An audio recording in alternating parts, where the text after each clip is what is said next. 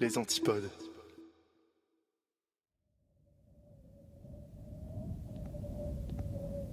Avant d'aller dormir. Des histoires horrifiques racontées par Yerb et Indigo.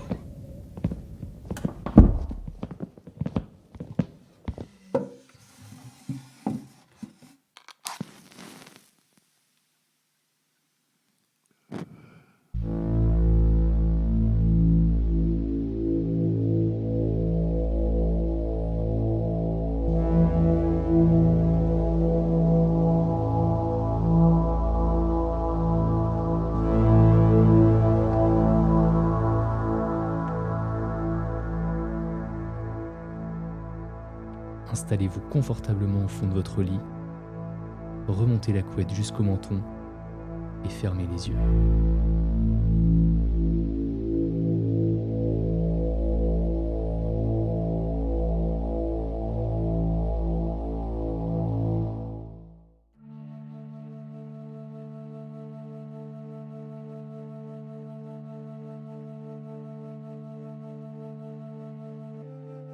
Depuis ma plus tendre enfance, je sais que je suis différent.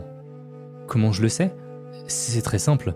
Je vois et j'entends des choses. La première fois que c'est arrivé, je devais avoir pas plus de 2 ou 3 ans. J'étais dans mon lit et je venais de me faire gronder. J'étais donc trop énervé pour dormir. C'est là que je les ai vus, les yeux rouges, dans un coin de la pièce. J'ai bien sûr crié pour que mes parents viennent, terrorisé. La seule réponse de ma mère. Tu as rêvé, mon chéri. Puis, elle m'a à nouveau laissé seul, dans le noir terrifiant. La seconde fois où c'est arrivé, c'était dans la nouvelle maison que nous avions. Je me souviens pas des détails, mais nous avons dû emménager pour une histoire de famille à cause de la malhonnêteté d'un de mes oncles. Cette maison est toujours la maison de ma mère, mon père étant décédé il y a 2 ans. C'est une ancienne maison construite dans un coron minier du nord de la France. Il faut savoir qu'un peu tous les murs craquent, et que les escaliers qui mènent à l'étage où se trouve l'ancienne chambre de mes frères, reconvertie en bureau, et la mienne, sont impossibles à monter de manière discrète, car les marches grincent horriblement. Je devais avoir 17 ans. Un soir, alors que j'étais en train de jouer sur l'ordinateur, j'ai entendu un grattement sur la cloche de ma lampe. Vous savez, c'est ce genre de lampe métallique à ressort, qui s'accroche sur le rebord du bureau avec une pince.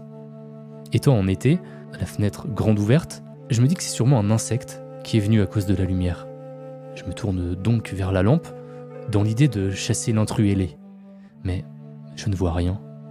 Je commence à me dire qu'il a dû partir, quand j'entends les mêmes grattements, alors que je fixe la lampe avec incrédulité. C'était comme si quelqu'un grattait la cloche du bout des ongles. Un sentiment de peur m'envahit. J'éteins l'ordinateur à la hâte et je filais dans ma chambre, me mettant dans le lit, remontant le drap jusqu'au menton, comme si ça allait me protéger. J'allume la télévision et je finis par m'endormir d'épuisement, dans un sommeil peuplé de cauchemars. Le lendemain, je relativise, en me disant que j'ai dû flipper pour rien. Je descends me chercher un café et, en ouvrant la porte, j'entends un bruit sec, indiquant que quelque chose se trouve de l'autre côté de la porte. Je la pousse et j'entends l'objet traîner sur le plancher. C'est une chaise qui est contre la porte. Je suis certain de ne pas y avoir touché et qu'elle était à l'endroit habituel, car elle me sert plus ou moins de repose bordel. Je descends à nouveau et demande à mes parents si ça les amuse. Ils me regardent sceptiques, me disant qu'ils ne comprennent pas de quoi je parle. Énervé, je parle de la chaise, ce qui les agace également, me disant qu'à leur âge, ils ont autre chose à faire que de faire ce genre de blague. Puis mon père ajoute : Si j'étais monté, tu m'aurais entendu. T'es toujours en train de râler que ça te réveille. Je ne sais pas ce qui s'est passé, mais je n'ai à l'heure actuelle aucune explication. J'en ai bien évidemment parlé à mes amis au lycée, et l'une d'entre eux, férue de paranormal, me dit : Tu devrais essayer de faire une séance de Ouija ou de l'écriture automatique. Tu verras bien. Mais pose quand même des protections, on sait jamais. Elle m'explique donc quelques protections à mettre et des prières à faire. Et la journée se passe, dans une normalité chiante à mourir. En rentrant chez moi, je décide de tenter l'écriture automatique. J'ai vu trop de films d'horreur pour toucher à une planche Ouija. J'installe donc les petits sacs de sel aux 4 coins de ma chambre, m'installe avec une feuille de papier et un crayon de bois, récite ma prière et j'attends. Peut-être après 15 ou 20 minutes, qui me semblent interminables, je sens dans ma main comme un mouvement incontrôlé, très légèrement au début, puis plus intense, et le crayon commence à former des gribouillis. J'avoue, sur l'instant, je n'en mène pas large. Ça dessine des choses au début. Je comprends pas trop ce que c'est, mais plus ça va, plus je vois que ce sont des cœurs. Ce qui dessine par le biais de ma main est en train d'en dessiner plein. Ensuite, je peux voir que ça essaye d'écrire, de manière très maladroite, comme si l'entité qui écrivait avait oublié comment on fait. Je commence à voir se dessiner des lettres, et je peux lire « Je t'aime, je suis toujours avec toi ». Bien sûr, toutes les lettres sont attachées entre elles, et il n'y a aucune ponctuation. D'un coup, le crayon s'emballe, et je peux lire les phrases suivantes. « Depuis ma mort, je suis toujours là.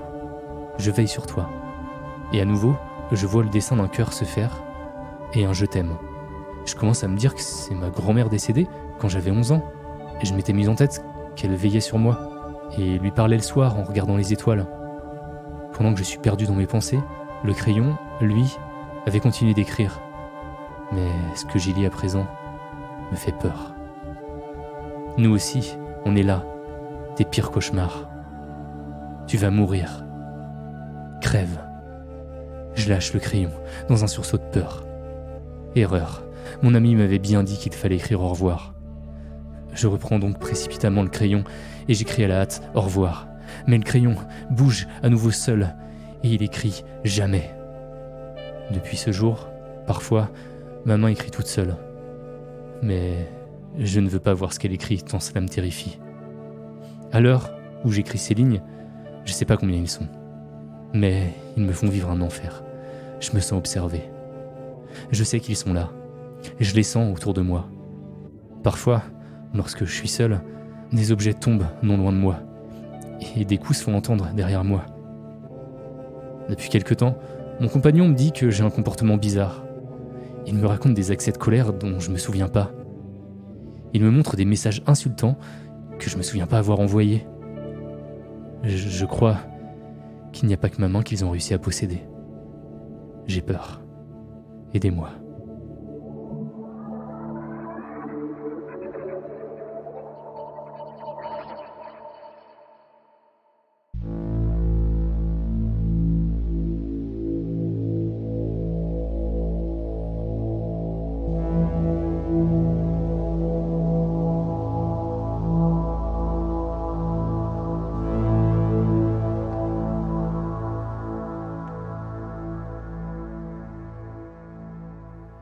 Et bonsoir. Bonsoir Indigo. Bonsoir Yop, comment tu vas? Bah ça va très très bien et toi? Bah oui, on sort de notre hibernation. Bah oui, petite pause hivernale. Toi, tu parles d'une pause puisqu'on est là. Ouais, est-ce qu'on est vraiment en pause? Jamais. Tu m'entends? Jamais. Bon bah très bien.